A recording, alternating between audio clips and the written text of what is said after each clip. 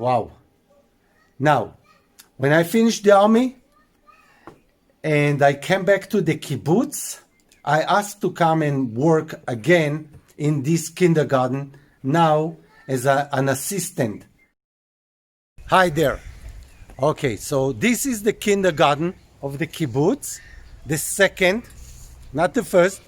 But for me, when I got in, I was the first. My group was the first to open this kindergarten.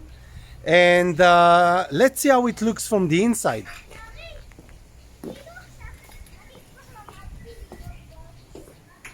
Because of COVID-19, I had to wait until the kids are out. Now I can get in. Okay, so we are in. It is very much, but not exactly the way it was when I was a kid. What we see here is there is a big hall. The other part wasn't this way when I was here, but this part is very much the same. This is the kitchen. This is where breakfast and lunch were made for us. And then here in the dining room, those little tables, not the same one, but still they were here, and we would sit down and eat. So this is the kitchen and the dining room. What we see here, we see a set of rooms. Here is one. Here is another, and two more. And if we get in, what we see is a room where we used to sleep 3 or 4 kids together. There were 2 beds here. So once again, 2 or 3 kids together, maybe even 4. My bed was here. This was a room. And this is where I was. And my brother, 2 years younger than me, because it is kindergarten, he was here together. Now this room is, the wall is open, and it wasn't this way. So the parents take us out from the kindergarten at 4 o'clock, just like they did today, and be with us at home until 8 o'clock, including having dinner, usually from 6:30 until something like 7:30, and then coming back to the kindergarten and put us back to bed to sleep. Some of the parents just put the kids in bed, brush the teeth, and go. Some others, many times, like my father, used to stay with us and tell us a story.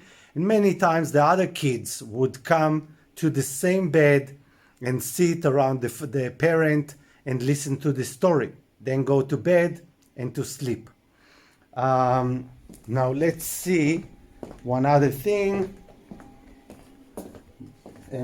Okay, so this is the same toilet, more or less, that we had. And this is the shower. If you can see, the shower is here. Now it is not used as a shower, but there were 3 or 4 showers here, and we would wash, and it was a lot of fun. Here we had our clothes. Some of them and some others were enclosed here. In those clothes that you open them, and I don't know if you can. Okay, and you can see, you can open, and inside today there are no clothes, but this is where we kept it. Now, one thing. What happened at night if something goes wrong? If a kid, his stomach hurts or something like this. For this, there was an invention. It was called radiophone, It means that you can speak and you can also hear someone talking to you. And it was a box, more or less like this box up here, and it was really high. And in the other kindergarten, there was someone who was awake all night. And there was such a box in each building. So this person was able to hear what is going on in every building of the wherever kids are.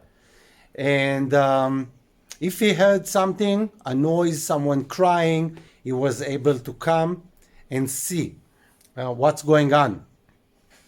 Also, if you felt bad or you had a problem maybe with one of your friends, you could go and speak to the box. Someone would hear you and, you know, either answer you and say, okay, I'm coming soon, or go to bed, it's going to be okay, or whatever. So this was our God. Wow. Now, when I finished the army and I came back to the kibbutz, I asked to come and work again in this kindergarten, now as an assistant. For me, it was a unique experience. I enjoyed it a lot, and I think that it influenced my life later when I thought about kids and my relations with kids that were always very good and just improved. So when I come here, for me it brings up many memories and good ones. One more thing, this part, I didn't speak about this, but this part is where we do all the work during the day. It was there just as well, and we would do painting and everything that kids are doing in kindergarten. What else? What do you think? Would you like it? Would you, I don't know, what do you think about this kind of growing up? Write down.